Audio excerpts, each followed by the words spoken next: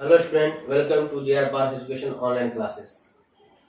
आज हम political science chapter 2 करने जा रहे हैं, द एंड ऑफ बायोपोलरिटी, जिसका अर्थ है दो ध्रुवीयता का अंत। इस चैप्टर को स्टार्ट करने से पहले कुछ बेसिक चीजें हमें समझनी पड़ेंगी, जिसमें क्या क्या है कि इसमें दो महाशक्तियां कौन कौन से थी। पहले चैप्टर में हमने पढ़ा था कि US and USSR, United state and Soviet union. अब इसमें क्या है कि इस चैप्टर में एक महाशक्ति खत्म हो जाएगी, बिल्कुल डिसइंटीग्रेट हो जाएगी। और क्यों होगी, कैसे होगी, क्या कारण थे, क्या रीजंस थे, क्या कॉन्सिक्वेंसेस होंगे, फीचर्स क्या थे, उन सब के बारे में हम पढ़ेंगे। तो चलिए शुरू करते हैं इस चैप्टर से। What was the Soviet system? Soviet system क्या था? What was the Soviet system? Soviet system क्या था?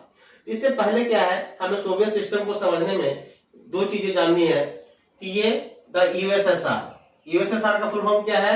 Union of Soviet socialist party. क्या है? Union of Soviet socialist party. इसमें सोशलिस्ट पार्टी जो थी, जो सोशलिज्म और कम्युनिज्म अर्थात समाजवाद और साम्यवाद पर आधारित थी। ये कब आई सत्ता में? Came into existence in 1917 after the socialist revolution in Russia. जब रशिया में अर्थात रूस में 1917 में सोशलिस्ट रिवॉल्यूशन, सामाजिक क्रांति, जब रशिया में 1917 में सामाजिक क्रांति हुआ, उसके बाद ये द यूएसएसआर क्या आई? अपने फॉर्म में आई। Which was based on socialism, जो किसके ऊपर आधारित था? सोशलिज्म के ऊपर, समाजवाद के ऊपर। और समाजवाद का मतलब क्या होता है? राज्य, स्टेट। मतलब इसके ऊपर किसी एक व्यक्ति का कंट्रोल ना होकर पूरे स्टेट का कंट्रोल होता है। जैसे इसके कुछ पॉइंट्स हैं। Socialism in based on equality, ये समानता के व्यवहार पर ज्यादा बल देता है, क्योंकि सोशलिज्म में मानना यह है, सोशलिज्म का विचारकों का मानना यह है कि इसमें सभी लोगों को समान अधिकार मिला हुआ है। इसमें किसी एक व्यक्ति को ज्यादा या किसी एक को कम नहीं मिलना चाहिए। And the economy is planned and controlled by the state. यहाँ इसकी जो इकोनॉमी होती है, किसकी? सोशलिज्म की एंड सोशलिस्ट आइडियोलॉजी की। इसमें जो इकोनॉमी होती है बिल्कुल प्लान होती है, और ये किसके द्वारा कंट्रोल किया जाता है? स्टेट के द्वारा। स्टेट अर्थात राज्य के द्वारा और सरकार के द्वारा उसको कंट्रोल किया जाता है, उसको पूरी मॉनिटरिंग की जाती है, पूरी देखभाल की जाती है, और किसको कहां डिस्ट्रीब्यूशन करना है, ये सारा डिसीजन किसका होता है? स्टेट का।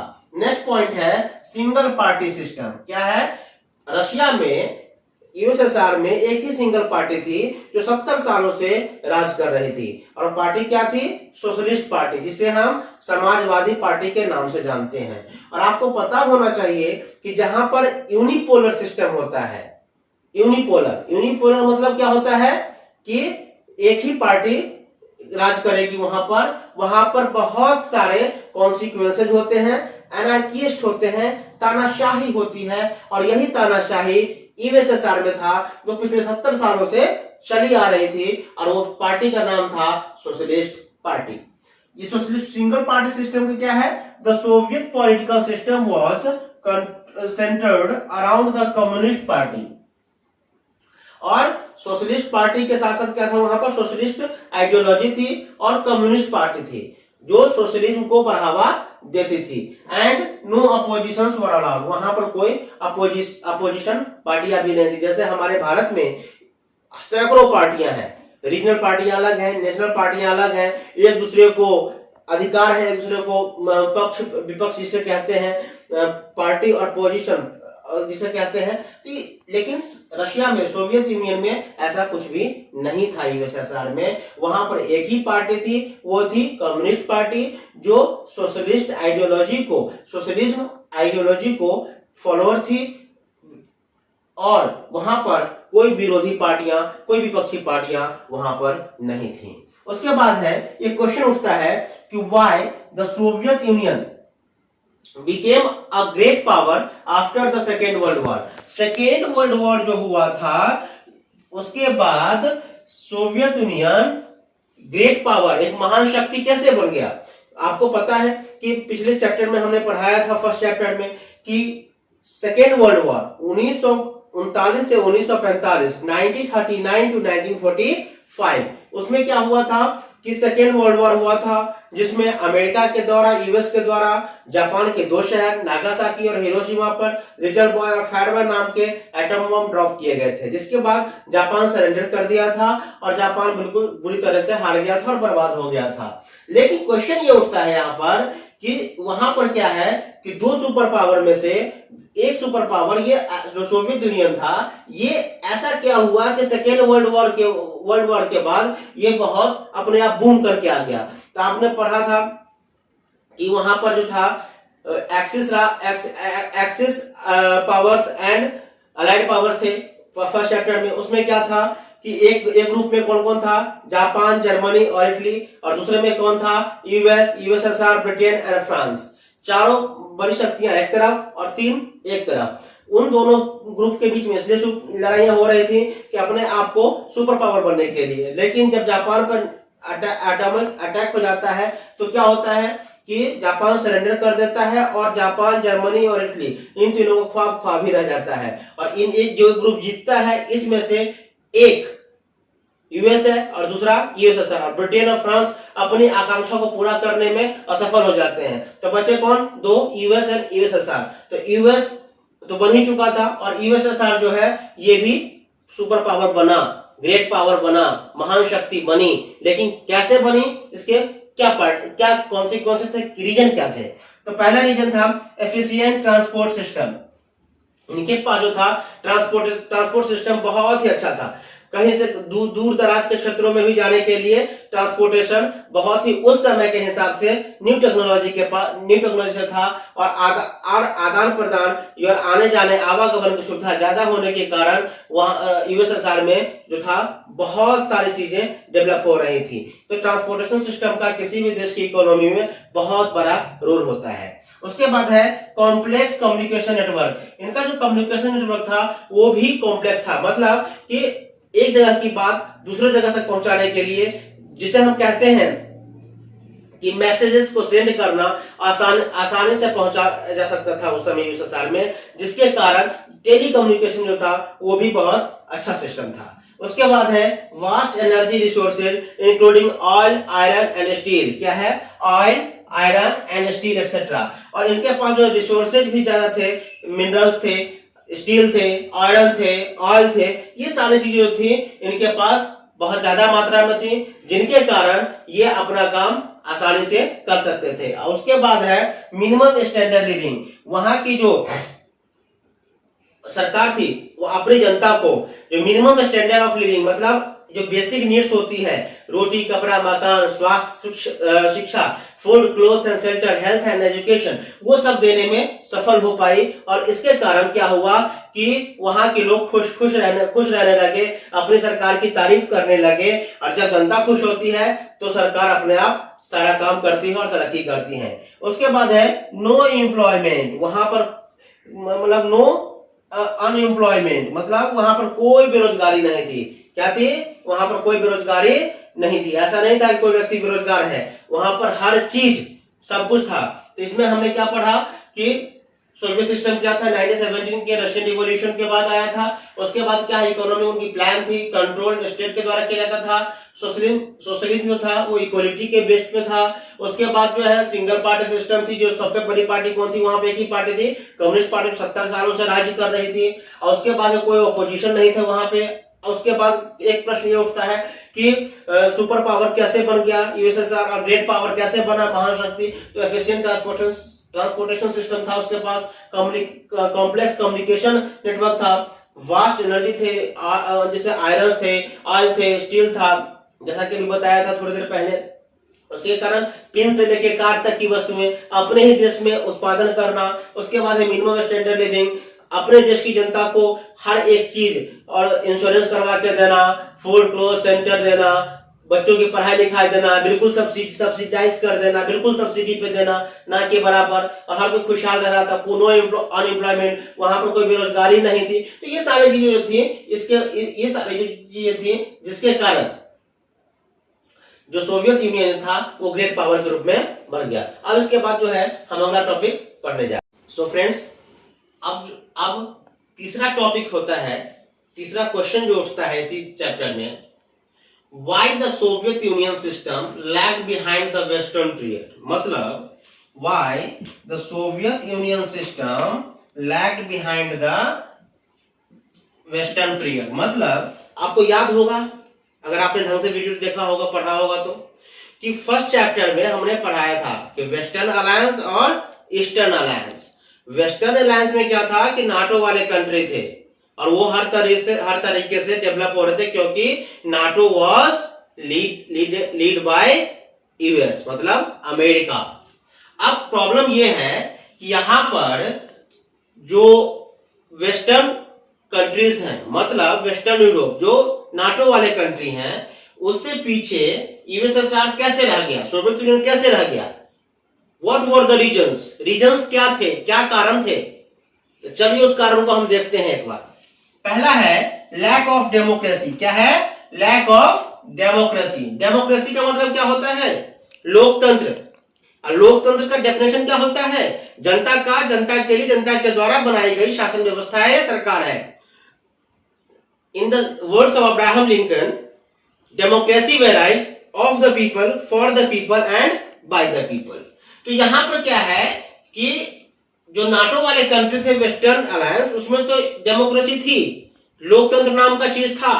बट यूएसएसआर अर्थात सोवियत यूनियन जो सिस्टम जो था उसमें डेमोक्रेसी नहीं थी, क्योंकि यहाँ पर 70 सालों से एक ही पार्टी राज करती आ रही थी। और पार्टी कौन थी? Communist party.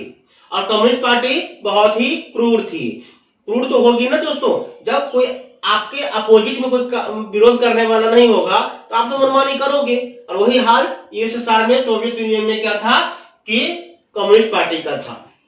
उसके बाद है नो फ्रीडम ऑफ स्पीच, क्योंकि वहां पर वहां की जनता को अपनी आवाज उठाने का हक नहीं था।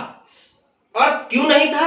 इसका सिंपल सा आंसर है, क्योंकि जब जहां पर डेमोक्रेसी ही नहीं रहेगी, वहां पर जहां पर लोकतंत्र ही नहीं है, तो वहां पर फ्रीडम ऑफ स्पीच कैसे होगी? जिसे हम हिंदी में कहते हैं अभिव्यक्ति की आजादी, बोलने का अधिकार, right to speech of freedom, जो हमारे इंडिया में भी दिया गया है, लेकिन वहां पे नहीं थी। इसलिए वहां के लोग अपनी बात को सरकार के सामने रख ही नहीं पाते थे। सरकार गलत करे चाहे सही करे, भुगतना पड़ता था, उसको एक्सेप्ट करना पड़ता था, डिनायल तो होता नहीं था।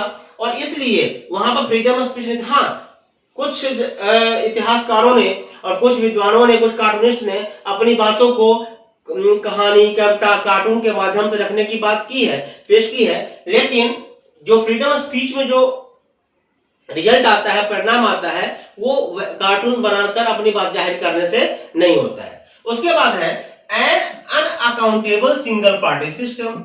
बात वही है कि वहां पर अनअकाउंटेबल है, मतलब वहां पर कोई उसकी गिनती करने वाला नहीं है, कोई उसका विरोध करने वाला नहीं है, कोई अपोजिशन पार्टी नहीं है, सिंगल पार्टी सिस्टम है। जो चाहे वो करेगी, चाहे उस जनता के हित में हो चाहे जनता के अहित में हो, तो उसको कोई मना करने वाला नहीं है। तो तीसरा सबसे बड़ा कारण ये था।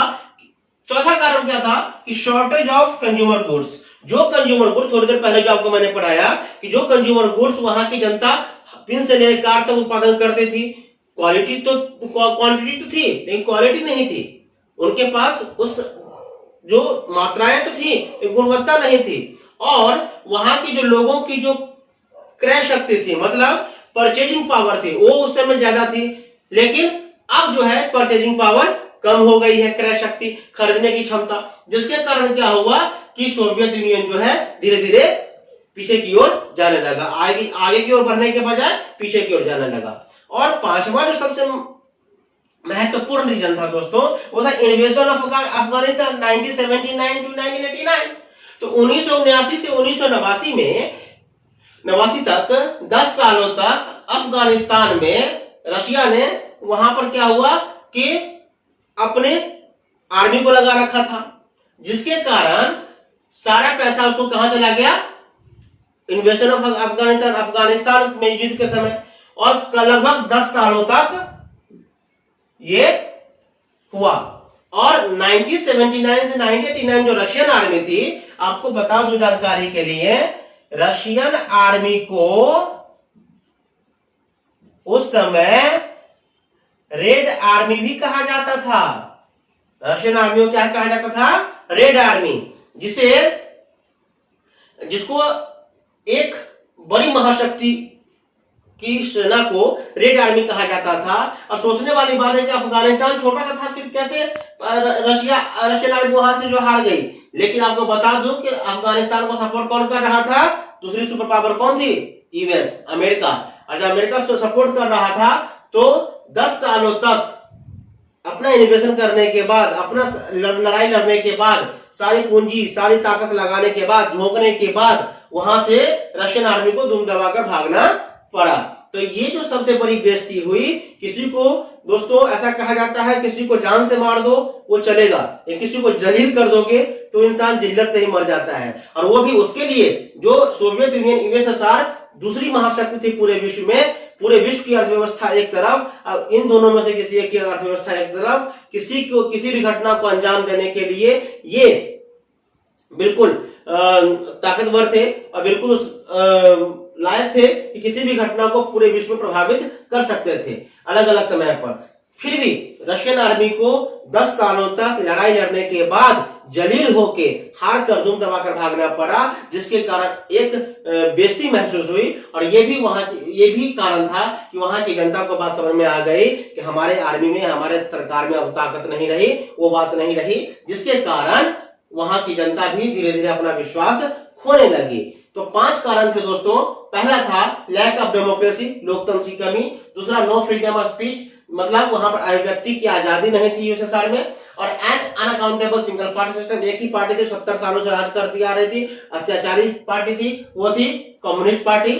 उसके बाद शॉर्टेज ऑफ कंज्यूमर गुड्स, मतलब जो उपभोग की वस्तुएं थी वो कम हो गई, लोगों की परचेजिंग पावर खत्म हो गई, जिसके कारण लोगों में हाहाकार मच गया, भूख खतरा हिमाम मच गई। जब किसी देश की सरकार अपने ही जनता को पूरा इच्छा और आकांक्षाओं को और एस्पिरेशन और डिजायरों को पूरा नहीं कर पाती है तो वहां की जनता अपने ही देश की सरकार के खिलाफ सड़कों पर उतर आती है। और वही हुआ यूएसएसआर में। और इन्वेशन ऑफ अफगानिस्तान, 10 साल तक लड़ने के बाद जलील होकर जाना पड़ा, दुम दबाकर भागना पड़ा। तो इस प्रकार से 5 पॉइंट थे। मैं आपको फिर से बता दूं, ये 5 से 6 नंबर में आएगा, 4 नंबर है 6 नंबर में, लेकिन इसको मैं, ये सारे पॉइंट्स हैं लेकिन आपको डिटेल में लिखना पड़ेगा, ठीक है।